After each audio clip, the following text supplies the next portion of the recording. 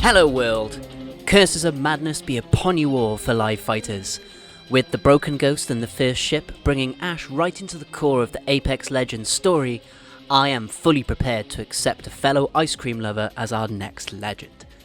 And so today I figured I'd take a look at Ash's potential abilities in the hopes that we'll be seeing her in the game very soon. And so to start, I'm generally looking at Ash as an offense legend, based on her playstyle in Titanfall 2 and how that would sort of transfer into Apex.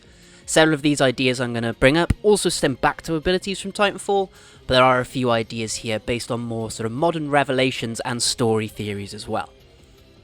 So, starting with the passive, if there's any legend to be introduced with this first idea, it basically has to be Ash, or at least another Titanfall character. As I call this passive, Fear Me, the Pilot. It should be relatively obvious what this entails in the form of pilot abilities, but it could certainly be designed in a few different ways, with the two core components being an augmented jump and the ability to wall run. So if you're one of those who prefers simplicity, just one of those elements could be acceptable. So you'd either have, say, a double jump, or a charged boost jump, or just wall running on its own. A charged jump feels better to me to differentiate it from Octane's jump pad, and it offers some sort of balance to a more consistent mobility option.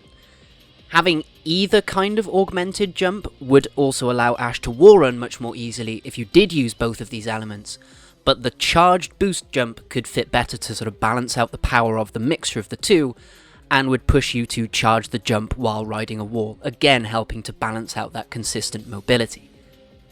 I do feel that having wall run is viable anyway, even on its own, as certain areas of the current maps will favour this ability and others will make it unusable. Basically, open areas will make Ash particularly weak, but clustered terrain will see her becoming way more powerful.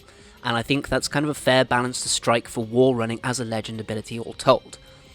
Exactly how long you can wall run for, or how much height you can gain with it, or how big you need jumps to be to accommodate for the wall running and the maps as they are, they're all things I don't really have the means or the patience or the effort to figure out exactly. Stats are pretty boring. As long as I can get the ideas over, then that's my job done as far as I'm concerned.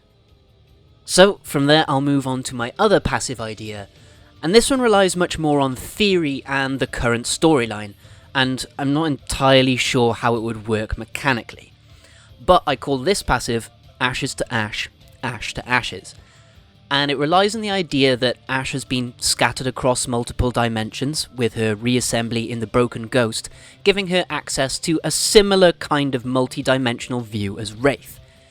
However, to differentiate it, I'd frame it as something like having visions or memories of other dimensions, and seeing how the current world differs to allow Ash to see changes in the environment in a more similar manner to Bloodhound. How you could find a balance between Bloodhound and Wraith's passives exactly, I'm unsure of, but I don't think that another passive that offers information would exactly be a bad thing. It could, however, lean Ash a bit more towards the Recon class, depending on what items of information about the environment she gets from this passive, and her other abilities then would probably have to work together more cleanly with that if it were the case.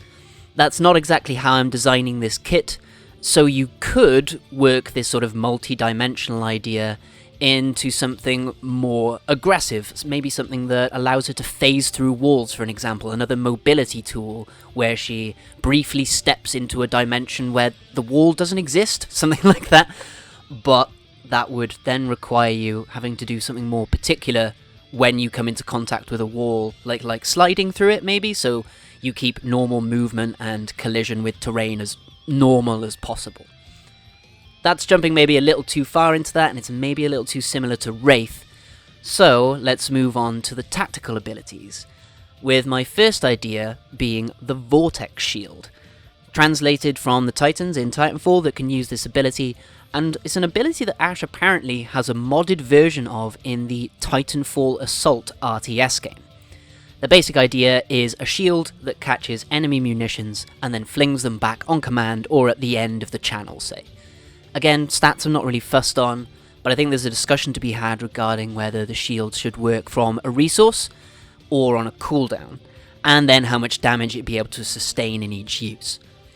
With Ashe, as I'm sort of designing her, the main aim is to reduce the likelihood for incoming damage to hurt her, but if she were to have, say, wall running and a double jump mobility as her passive, I'd then argue for the Vortex shield to probably be on a specific cooldown rather than a resource and accessible at will, and then it would need a specific duration to defend herself in as well, all that sort of culminating to stop her from becoming overpowered and basically unable to take damage. If you could access the Vortex shield at any time, it could make her basically impossible to hit.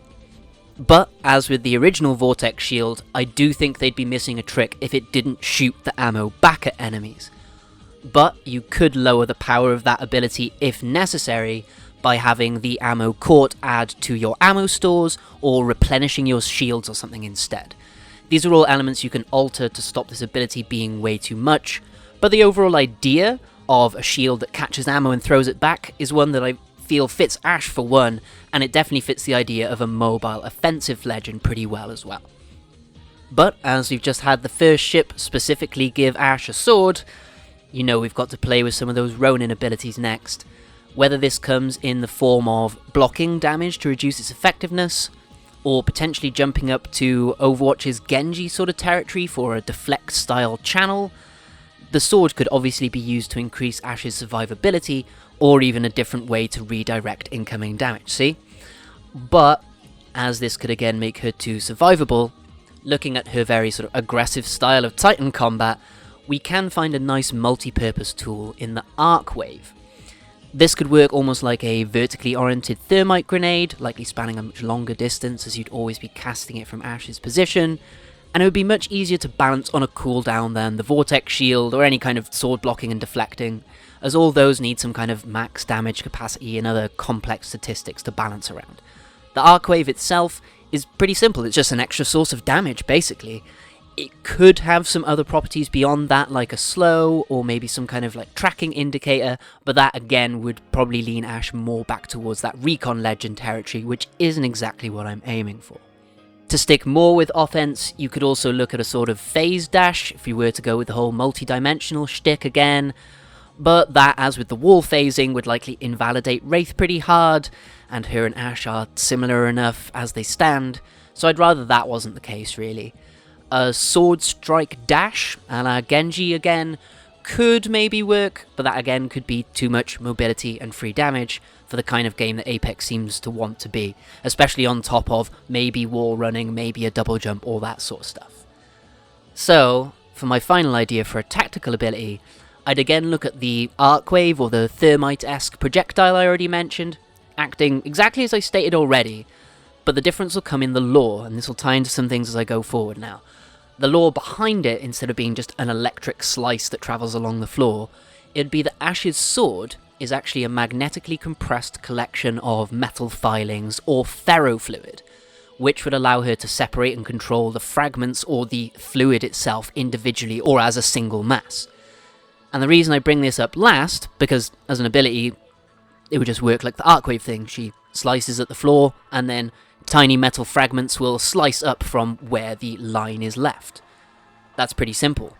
The reason I actually bring this up here is so I can segue into my ultimate ideas, with the first one being something I call the Wall of Jericho. So again, using this ferrofluid sword that I've said she has, in the same sort of motion and range that we'd use for that Arcwave slice, Ashe's metallic fragment sword would decompress and realign into a semi-permanent solid wall. Don't have stats for how long or how tall or anything, just she makes a wall out of nowhere. This would obviously work to provide cover, and so can make Ashe a bit more of a defensive legend at base, but if you factor in her potential passives, you can see how that makes this more of an offensive tool as well, offering her new walls to run on, or pass through, depending on which passive you go with. Passing through this ferrous wall could maybe even be done without the wall phasing passive, which could make it actually really useful. But to be honest, that passive on its own is already a bit janky as it stands, and the options a freely placeable wall can offer for wall running outshines that idea by a mile for me, so I'd likely probably go with that instead. You could even add a sort of wombo combo to this metal wall, depending on the tactical that you choose as well. The Vortex shield could take in ferrofluid to shoot out, so you sacrifice bits of the wall to get extra damage, or the electric arc wave could electrify the wall, and you could even have the ferrous arc wave just extend sections of the wall if they pass through it while the wall is active. Logically, you could say, oh, such an ability be locked off as the sword is broken down to form the wall. You can then just make an excuse that Ash's actual ability, lore-wise, is that she has some tech in her body that allows her to create and manipulate ferrofluid. So she can basically do it whenever she wants, right? The sword is just how she uses it because it makes her feel cool, right? It's a sword, for fuck's sake. And so, we come to my final idea for Ash's Legend kit, which hopefully will be a lot simpler to explain.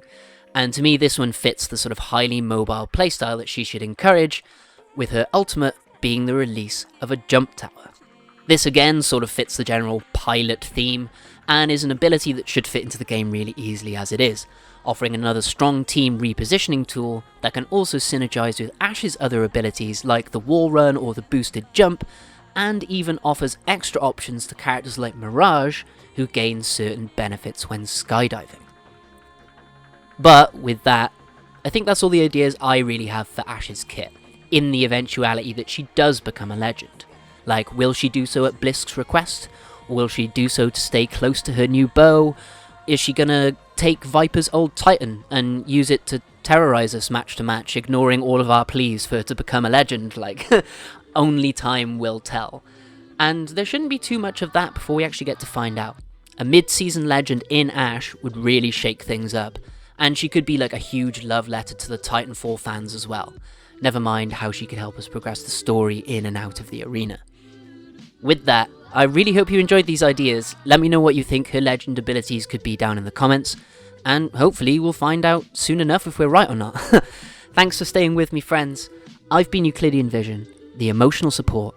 Take care of yourselves out there, and may the glorious light of Best Girl shine within you. Bye bye.